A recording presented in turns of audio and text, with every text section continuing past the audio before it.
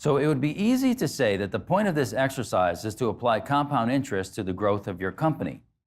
After all, it's easy to do on paper and ignores all the work that has to go in to make it come true. But what the heck, let's do it anyway. All right, so I want you to put last year's sales in there and then just have a little fun. Get your calculator out and go times 1.02 times 1.02, take that number, times 1.02, take that number, times 1.02, and make it go out 6 years, okay? And then do the same thing for the 5% line. You could finish this later, but you could round things off to millions, right? I start at 3.7 times 1, instead of putting all the little numbers in there. But this is part of a leader's job too, kind of envision, what could be, what if? Ask these questions, what if?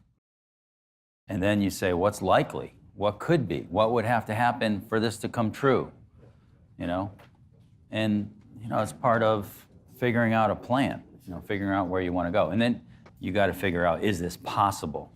It's like in the highest calling, okay? You make these lofty goals. Well, is this possible? We have another exercise that I'm working on called responding to market feedback. Just because you say you want to do $10 million doesn't mean it's even possible in your market. With your service in this geographical area, with this many people, in this climate, in these seasons, in this construction, is it possible or is it not? I'm not saying it is or it isn't, but it's a question you have to ask. You don't go chasing unworkable goals and then when they don't come true, you're upset or blaming somebody else or something, right?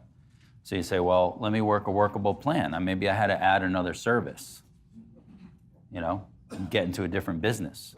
So I have more market potential with the people that I have. And we had another exercise called diversification or diversion. Sometimes you over-diversify. Sometimes, you're going to have to diversify to make your goals.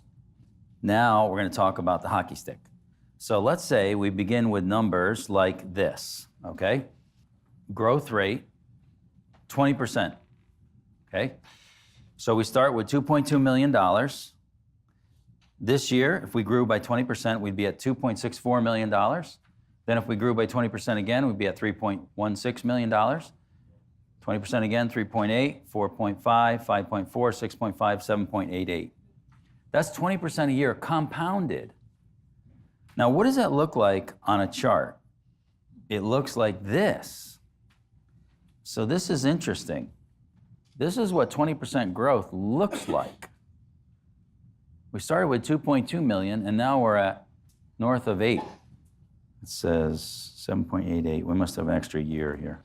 But by growing 20% a year, which is not out of reach for most contractors in the school, when the leader becomes a better leader, do we all agree on that?